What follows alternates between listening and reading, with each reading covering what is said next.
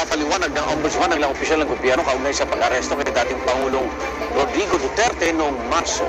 Sila ay sinadya Secretary Jesus Crispin Remulla, Interior Secretary John Vic Remulla, PNP Chief Romel Marbil, PNP CIDG Chief Nicolas Torre III, at Special Envoy on Transnational Crimes Marcos Lacanilao.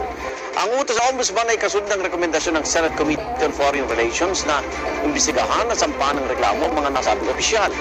Ayon sa chairperson ng komite na si Senador Amy Marcos, lumabas sa kanilang imbestigasyon na bahagi ng anyay demolition job laban sa pamilya Duterte ang pag-aresto sa dating Pangulo.